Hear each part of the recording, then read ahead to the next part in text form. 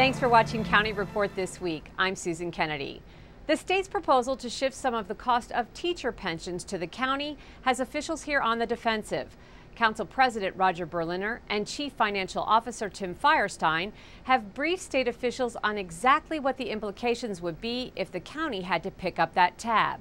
And the effect could be devastating. Basically, what we tried to share with them is the real-world impact if over $300 million in pension costs get shifted to our county. It's something we can't afford, and the trade-offs would be significant. We showed them how these dollars are greater than 3 of our departments within county government, that if we need to hire more police, more fire, that this is the kinds of trade-offs that we will have to make, that we can't protect our community and absorb these shifts. So we just wanted them to understand from the county's perspective what's at stake here. County Executive Ike Leggett will present his FY13 operating budget to the council on March 15th. In the meantime, department directors are adjusting their budgets in order to fulfill a 1% reduction request across the board. Lorna Virgili sat down with the Director of Recreation to find out how potential cutbacks might impact senior and youth programs. Lorna? Susan, the Department of Recreation was asked to cut back 2%. That translates into $600,000. Now, in the words of Director Gabe Albornoz, they're doing creative things in order to maintain programs. 75,000 seniors use the county's 4 senior centers every year. The Active Living for Adults programs that offer activities for recreation are very popular.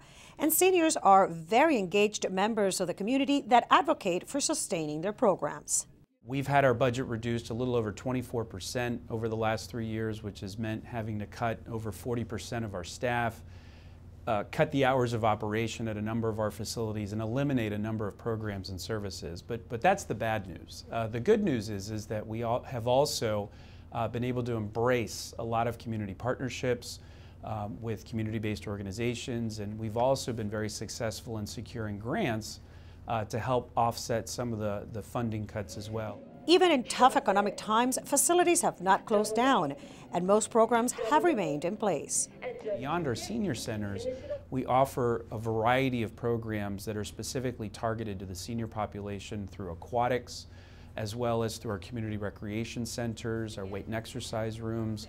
We actually offer a discount in use of our weight and exercise rooms for seniors. It's only $50 per year, which gives you an annual membership to our weight and exercise rooms at any of our facilities across the county. So it's a very good deal, and we're well positioned to help address some of the many needs in the senior community that we know are growing.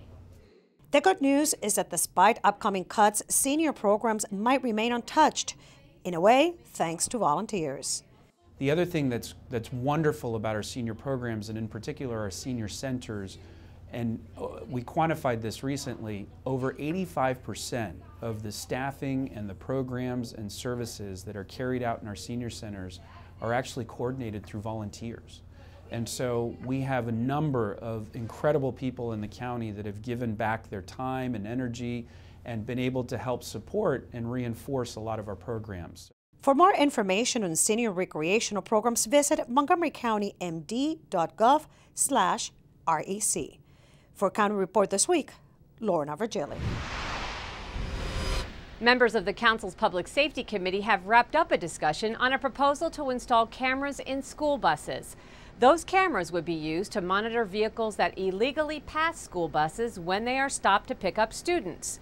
Councilmember Valerie Irvin introduced the measure. She says it's designed to change driver behavior. School bus drivers, I have to commend them, all of them, for driving more than 100,000 students a day here in Montgomery County, and we have had no deaths based on the fact that thousands of drivers overtake school buses every single day. So we're very pleased with the support that we're getting on the bill, and we know we're going to save some child's life. It is a good time for the bill because we've had 1,200 reported cases in the last 3 years of people driving past school buses when the school buses are loading or unloading children. Clearly a very dangerous situation. And there's no effective way to catch them without cameras. The school bus drivers are rightly focused on helping the kids, and they can't be looking out for cars. So the cameras work on their own in that sense. And we're looking at a pilot program, in effect, to put cameras on a few dozen of the school buses where we've had the most reported violations of people driving by the school bus when the kids are getting on or off. Council President Roger Berliner has introduced a measure designed to help small businesses get through some of the complications they encounter when getting started. The Small Business Navigator would require the executive to appoint a staff person to assist small businesses in complying with county regulations and requirements. Because our small business community in particular struggles in responding to all of our regulations. And our county has a few regulations, arguably a few too many. So we're looking to streamline our regulations, but at the same time it seems to me that they need a helping hand. We want to show small business that we will help them prosper, not hinder them in their efforts.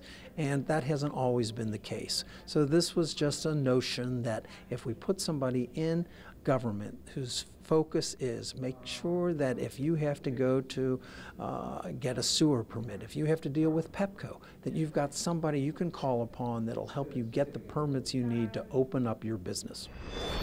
Still to come on County Report this week, a book that has been written and illustrated by a group of 8th grade Montgomery County students. We'll tell you about it. And Montgomery County takes a stand against bullying. Stay with us.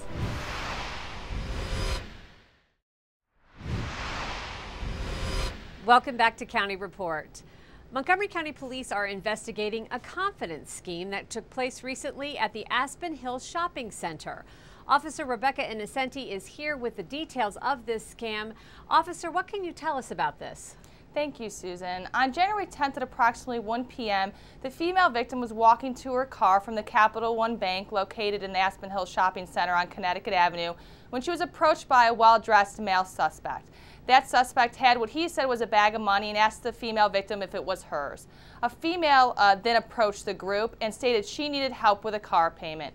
These two suspects, obviously working together, followed the female victim to her vehicle.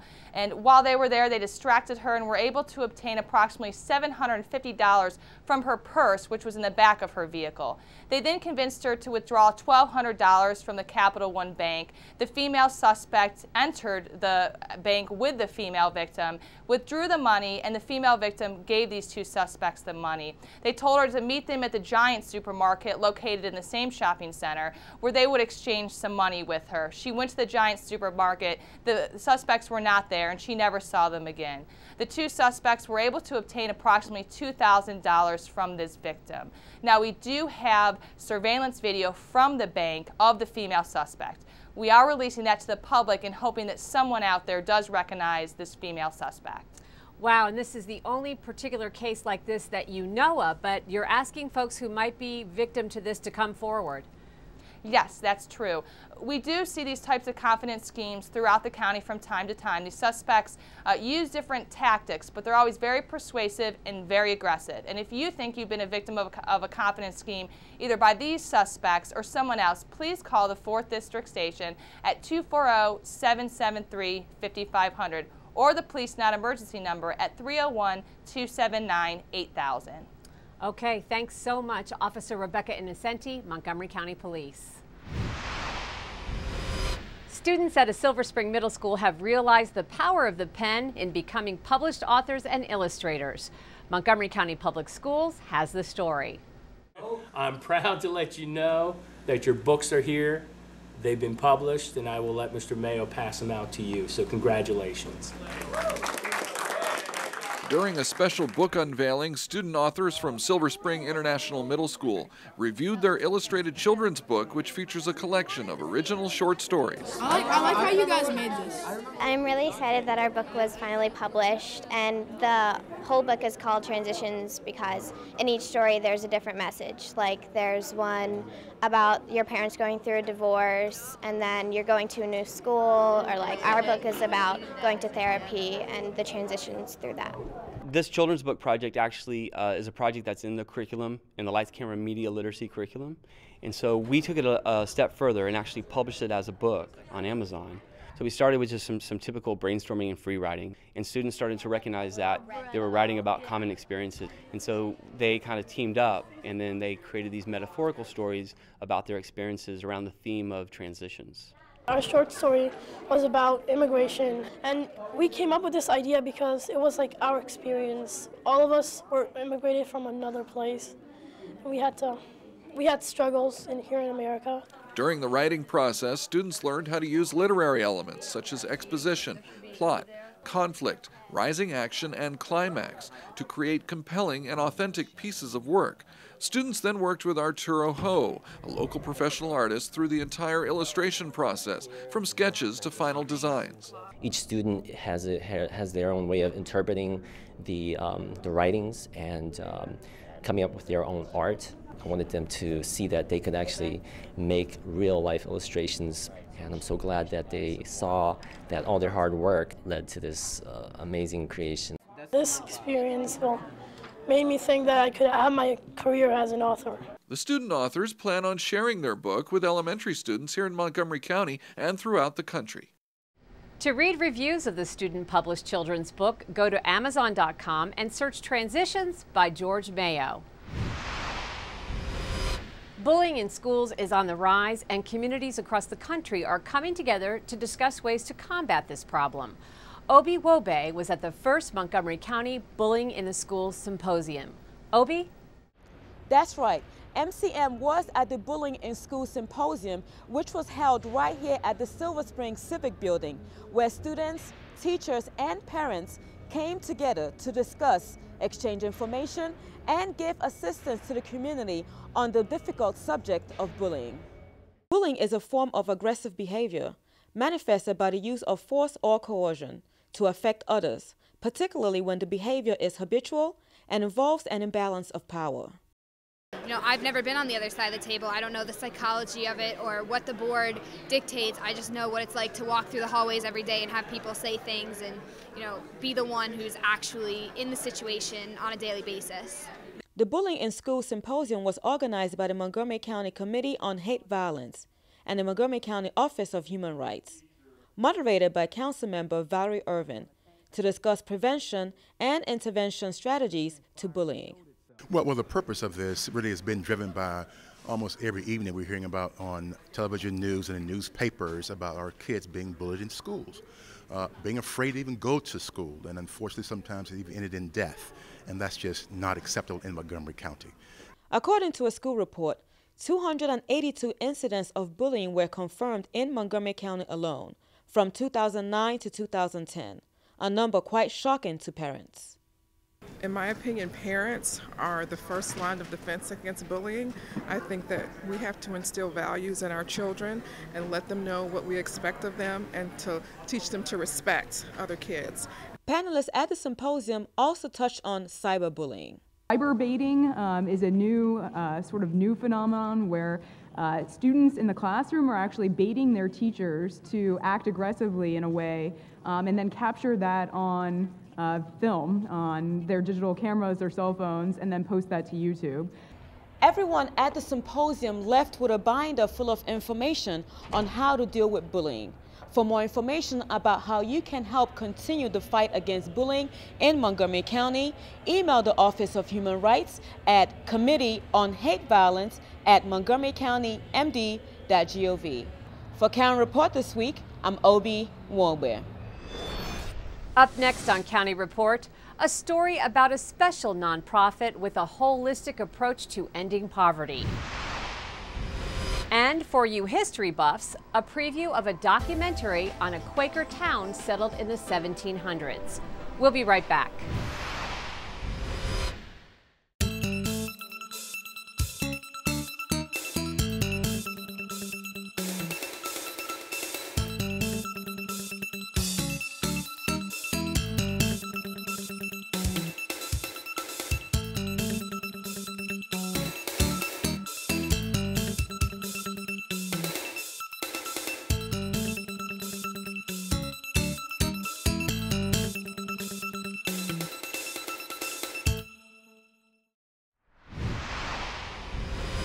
Welcome back to County Report.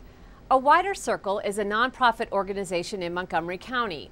Its goal is to give dignity and hope to those in need.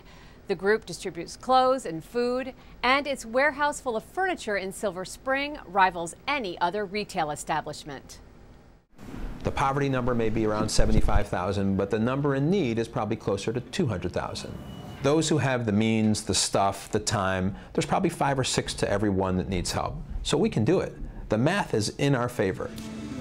I mean, prior to this working here, I wasn't aware that there were so many people in this area that were impoverished. It just shocked me. To not have, you know, a dining room table to eat in as a family or a bed to sleep on.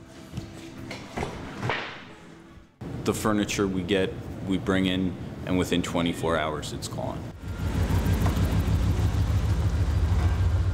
In the big picture, poverty endures because we are not as connected to one another as we need to be. Montgomery County started supporting us in 2008, and that was really at a time where we could then grow. We said, okay, we have a little bit of funding and maybe some help paying for a warehouse. We moved to this facility, first taking 5,000 square feet and now occupying about 21,000 square feet. We can make it a dignified showroom, so it almost looks like a furniture store. We save families at least $1,500 that happens to just have everything for free. Everything we get, mattresses, couches, chairs, anything fabricated, all gets steamed to help prevent against bugs. I mean, I'm with my brother, just kind of down on his luck. He had an injury to his leg, so he's unable to work, you know, and furnish his apartment. And it's nice that people, you know, donate items that, you know, can be reused and used now. I got beds, living room set, bedroom set, dinette set, toys for the kids, and I'm blessed. When I see a person who needs help, I can think if that person needs help, I could need help someday. So of course, if I help that person, I'm really helping myself. That's how we exist here at A Wider Circle, and that's how I think we have to perceive it as a county. All right, have a good day, my friend. All right. We were founded to bring a positive energy and optimism to the service of those in need. And so everything we do, from our staff meetings to the service of the people when they come, to our pickups around the region, everything we do is infused with that positive energy and spirit. Have you ever driven to Sandy Spring? Do you know its unique history? There's a documentary premiering this month that touches upon this unique area and its history. Here's a quick glimpse. The Quakers here in this area freed the slaves before the Civil War. Sandy Spring, Maryland is home to an older generation of African Americans. This is their story. Things were so different all over the United States as far as segregation was concerned. I didn't get frustrated. I knew that's the way it is. I knew there was no other way. Back then, if you were African American and a professional, you want to be a minister, a teacher. The books and things, your school books, they handed down from the white schools. Well, half the lessons was tore out of the books. We didn't have any of the amenities that were out there for other people, but we managed and we kept going. He thought so much of children and so much of the community. You can't go around Sandy Spring and not hear somebody speak of my dad.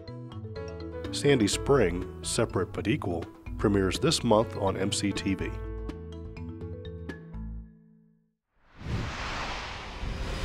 February is Library Lovers Month, a month-long celebration recognizing the importance of libraries in local communities. In recognition of this, the county libraries are hosting several programs for all ages throughout the county.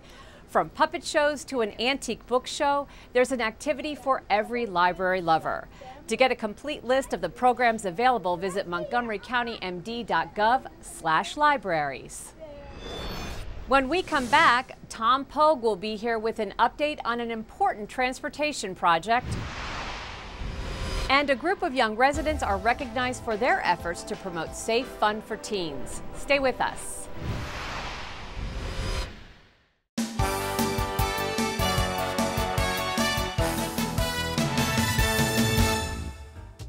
The Weber Family Foundation has donated $15,000 for a scholarship fund for MC students with financial need. This is the family's sixth gift to the fund for a total of $115,000. The family has also supported other MC initiatives with grants of over $500,000 since 2000. On February 22nd, MC celebrates Black History Month at the Tacoma Park Silver Spring campus with Sister Citizen, Black Women in American History and Culture, featuring Montgomery County Council member Valerie Irvin and local performers. Speakers have been announced for MC's Athenaeum Symposium Spring Speaker Series at the Germantown campus. The events begin this month and continue into April, and they're free and open to the public. For more information about the endless possibilities at your community college, visit our website. Welcome back to County Report. Tom Pogue is here with our transportation update, and this week he tells us about the completion of a project that is an important part of the North Bethesda Master Plan. Hi, I'm Tom Pogue, Community Relations Manager for the Department of Transportation. Here's an update from Montgomery County. MCDOT recently completed a quarter-mile extension of Nebel Street from its previous terminus at Randolph Road to the existing segment running behind the Target store in Rockville. Earlier, a developer completed the section from this point north to the intersection of Boo and Chapman Avenues. The extension consisted of 2 new lanes in each direction, a new sidewalk, and a bike path. The road also includes streetlights, stormwater management, and a new traffic signal at Randolph and Nebel. This extension of Nebel will help relieve traffic congestion along Rockville Pike between the White Flint Mall and Twin Brook Parkway. It will also become part of a local circulation network parallel to the Pike, linking employment areas with the White Flint and Twin Brook metro stations, as well as a proposed MARC station at Montrose Crossing. This $13.9 million project will serve motorists, pedestrians, and bikers as White Flint evolves into one of the county's newest urban areas following a development pattern envisioned in the North Bethesda Master Plan. For information about this and other construction projects, go to montgomerycountymd.gov/MCDOT. We're working to keep you moving. Montgomery Village is home to more than 45,000 residents, and it was one of the first planned communities of its kind when it was developed more than 40 years ago. The Montgomery Village Foundation has fostered the growth of that village. The ownership of public land in the village has expanded over time and now totals more than 300 acres. Today, we are joined by the president of the foundation, Bob Hydorn. He's here to tell us what's happening in this unique community. Mr. Hydorn, thank you so much for being with us today. Susan, thank you for having me. I'm reading some reports lately that Montgomery Village is trying to get the word out about its community to potential home buyers and sort of a branding campaign that's underway. Tell us a little bit about that. Yes, we are looking at rebranding. This last fall, Money Magazine named Montgomery Village one of the 10 best communities to live in the country. And we definitely want to promote that. As any community, there's always some issues, but we're looking forward to the future. We've just had a Vision 2030 group of residents who have told us what they would like to see in the year 2030. Therefore, we're branding to head to that point. Can you tell me what some of those ideas are that the residents have? Do they have to deal with transportation, security, schools? Tell us a little bit more. It mainly has to deal with the facilities of the community, our commercial areas, and yes, security is always a point of contention. Doesn't matter what community you live in these days. But people want to see a walking community. They would like to see a revitalized village center. They, of course, definitely want to see our golf course maintained as open golf course space. It was designed to be that. Our lakes, our ponds, our wildlife, we coexist with our wildlife in Montgomery Village and enjoy doing so. The image out there, you have to admit though, some folks say it's a high crime area and it's overbuilt, and you're trying to change that. We are definitely trying to change that, and we are working on a regular basis with the Montgomery County Police. We have security companies that are hired by various homes corporations and the foundation to patrol our properties, but working with the police, the county council, and the county executive. We very much wanted to have a substation when the 6th District station was moved. However, I've now been told this week by the executive's office, we will not be getting a substation. That is a very, very grave concern to us. Okay, you're going to have to keep us updated on that particular situation. I want to thank you for coming out to talk to us today. That's Bob Hydorn, president of the Montgomery Village Foundation. The Montgomery County Animal Shelter has dozens of animals that are available to good homes. Kathy Stanhope is here to introduce us to one of those critters, a friendly cat named Cosmos.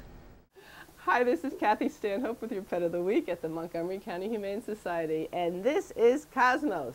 Now, this is a cat with very good cat qualities. He likes to be held, he likes to be carried around. He's a nice, calm cat. He's only about 10 months old, and as you can see, he's a gray and white domestic short hair, very sweet. He was given up by his previous owner on the sad note because they couldn't afford to keep a pet anymore, which, you know, today's economy, it's a little hard. And cats aren't too terribly expensive to keep, but sometimes you just have to make that hard decision. And the previous owner brought him here when she could no longer afford to care for him, and she's really hoping he'll find a new home, as we all are hoping. He is a great cat. You definitely want to come down and meet him. He does like to just cuddle up on your lap. He likes to play. And as I said, he's only 10 months old, and he's really looking for a new home. And I think you know you've been looking for a cat for a long time. So now is the time to come down. And when you do come down to visit him, remember, we're always looking for towels or blankets or old rugs. The animals like to stay warm in the winter, and they like to cuddle up on the new towels and the new rugs. So come on down and bring those too. Give us a call at 240-773-5960 or visit us on the web at mchumane.org and come on down and meet Cosmos and take him home to be your new very best friend. And finally, the council took time this week to recognize the Teen Escape Club Youth Cafe. This organization is geared at giving teens a safe place to hang out and take part in activities that are interesting to their age group. This means a lot to me, and it means a lot to all of us because it gives kids an opportunity to have fun and do things that they otherwise may not be able to do, like play video games and play basketball. Unfortunately, not every area is safe, and this provides a safe haven where kids can go out and have fun and enjoy themselves and be themselves while still being in a safe location. It allows kids to be themselves, which I believe is more important than most things. If you would like to find out when the county will be holding its next Teen Escape Club, visit the Department of Recreation website at montgomerycountymd.gov. Well, that wraps up this edition of County Report This Week. Be sure to tune in again next week for a look at what's going on inside Montgomery County. I'm Susan Kenedy. Have a great week.